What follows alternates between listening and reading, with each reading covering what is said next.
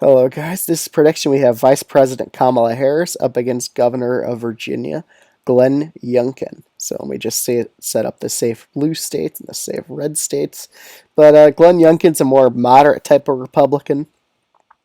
Definitely see him outperforming DeSantis and Trump in an election prediction just because he could appeal better to suburban voters than they could.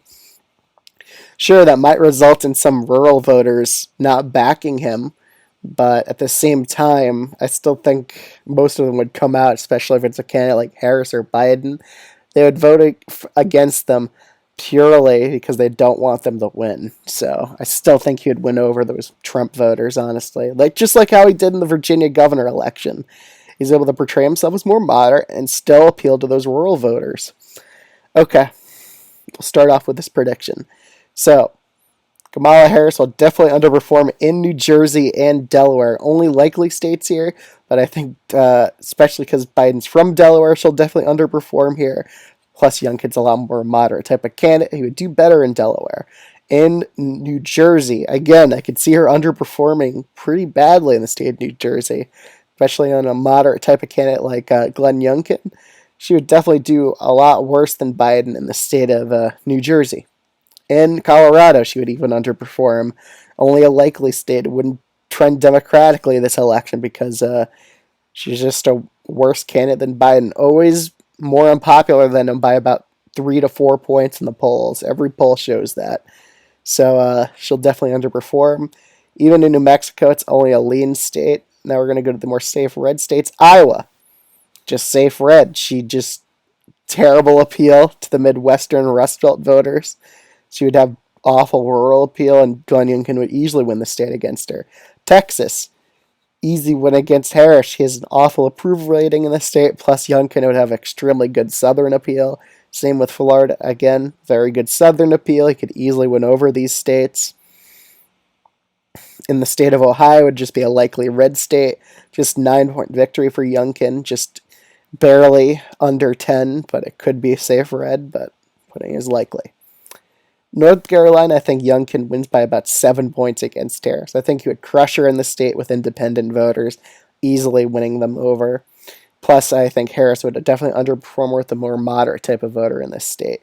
Same with Georgia, honestly. I see her underperforming quite badly, similar to what Stacey Abrams did in the 2022 gubernatorial election in Georgia. I could see her underperforming as badly as Abrams did in this state. Even in Virginia, I know this is a bold prediction, but I think Glenn Youngkin would win this state by a likely margin against Harris. I think he would probably crush her in this state with most voters, and she will lose the state by about 5.2% to Glenn Youngkin. He would definitely win over the suburban voters in the northern part of Virginia, probably even winning a lot of counties up there. Okay, we'll start off with Nevada and Arizona, which I both think would go to Glenn Youngkin by both lean margins against Kamala Harris. Nebraska's second, also, he's the right type of moderate Republican to do well. In Nebraska's second, he'd probably win it. In the New England states, so New Hampshire and Maine, still think she captures Maine at large, but Youngkin easily wins Maine second by a safe margin. Well, New Hampshire, honestly, I could see him winning this state. I think she would just underperform among most swing voters and even lose the state of New Hampshire to Glenn Youngkin.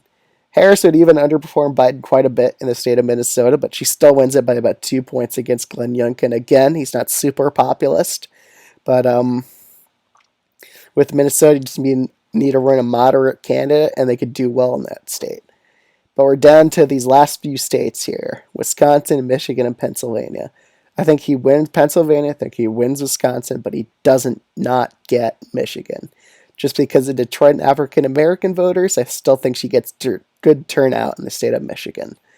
But overall, still a sound defeat, or no, a large defeat for Harris here. Youngkin probably carries a popular vote by about 3 points against Harris, honestly. So that's my election prediction. It was Harris versus Youngkin. Let me know what you think of this video in the comments below, and I'll see you guys in the next one. Bye, guys.